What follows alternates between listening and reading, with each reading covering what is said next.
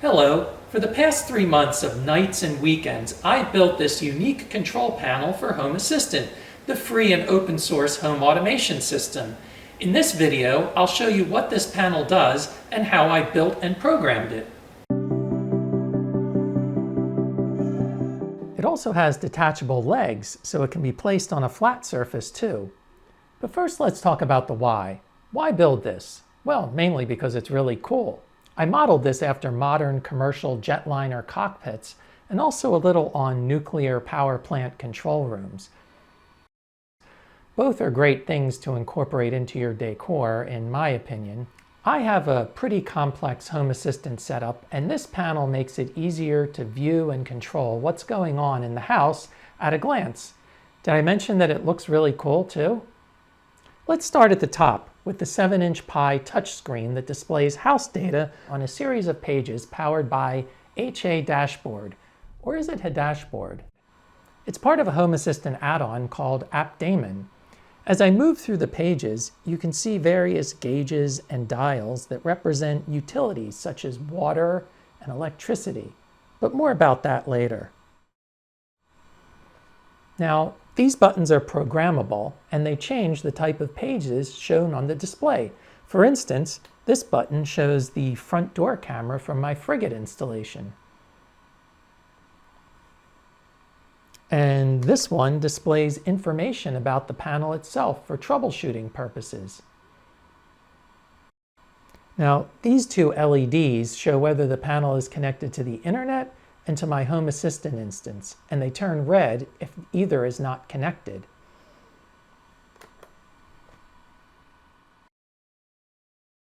This row of LEDs always displays electricity usage data, watts, amps, and volts. The buttons underneath change which phase of the incoming power is being displayed, or both at the same time. So how do I get these values from Home Assistant?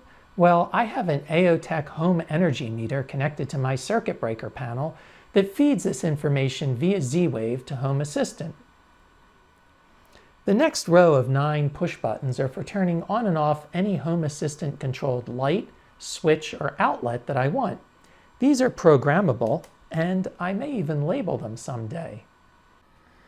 Next, let's move on to the water utility section. Here I have a plumbing diagram for the whole house, with LEDs to indicate water flow, leakage, and overflow situations at various points.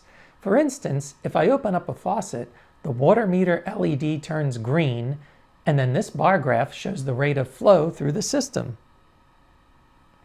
If I turn on the garden hose, you can really see it go up. If the flow is too high or lasts for too long, it triggers an alarm and this large LED. The alarm levels are set by these rocker switches. Now, this water flow is real time and obtained from a smart meter that I installed on the incoming pipe. It generates pulses which represent the amount of water flow, which are read by this old Pi and converted to MQTT data that flows into Home Assistant and then gets displayed by the panel. The touchscreen even shows historical water usage and a water bill estimate. The same goes for electricity as well. Some of these other LED indicators are for reporting overflowing condensation pumps or water level sensors. If all else fails, I can hit this mushroom switch, which turns off the main water valve to the house. That's courtesy of a motorized valve I installed on my water main.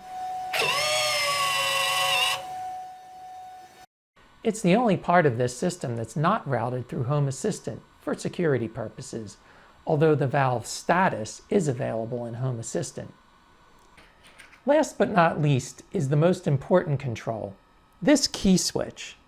Normally the panel is mounted in a high traffic hallway and is in what I call safe mode. That's green.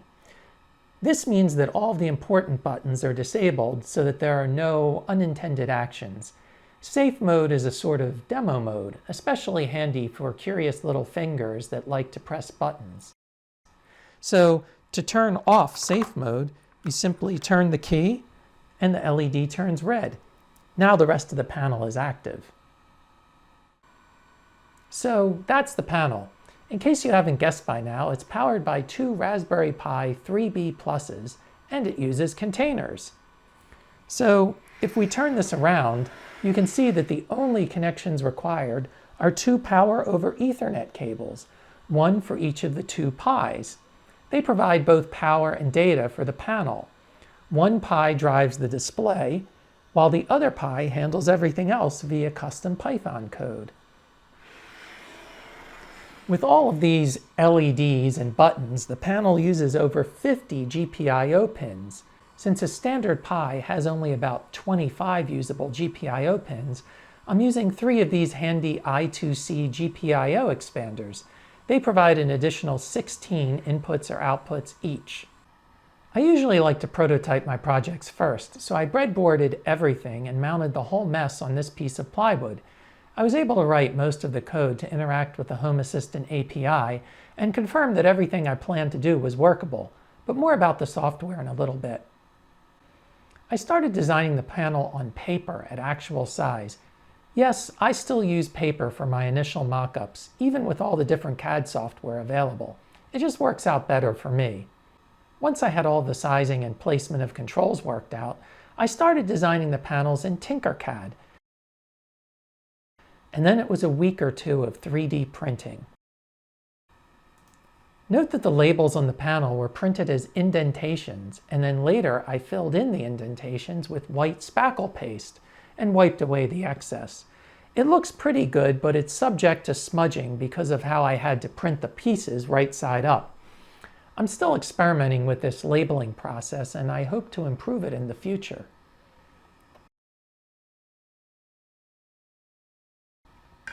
The next step is to fit all of the buttons and LEDs into the 3D printed panels.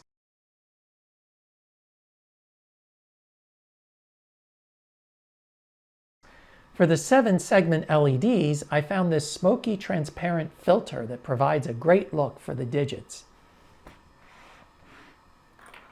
But what about this frame? To make the panel wall-friendly, I decided to buy this attractive matte black wooden frame.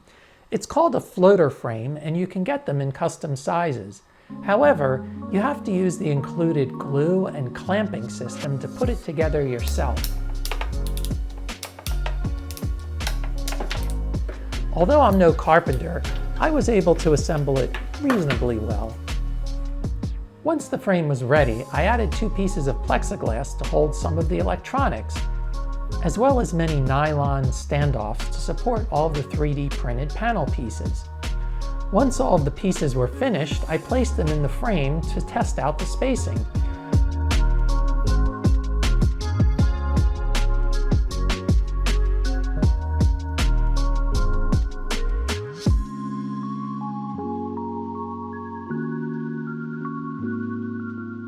Amazingly, everything fit together almost exactly as I had designed it on paper. Next came lots and lots of wiring and soldering to connect everything up. Let's take a closer look.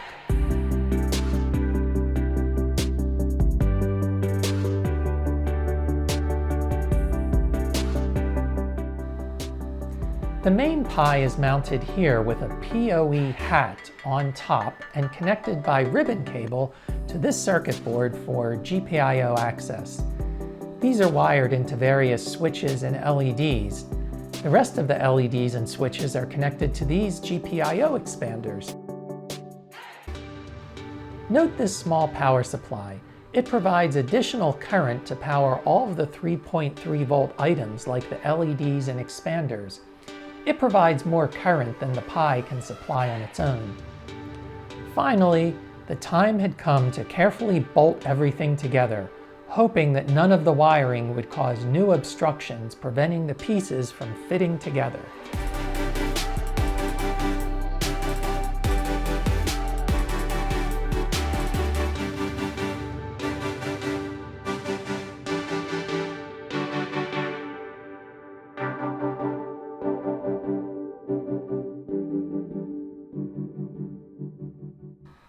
All of the software runs in containers, and as I've mentioned in previous videos, I think the best way to run containers is on Balena.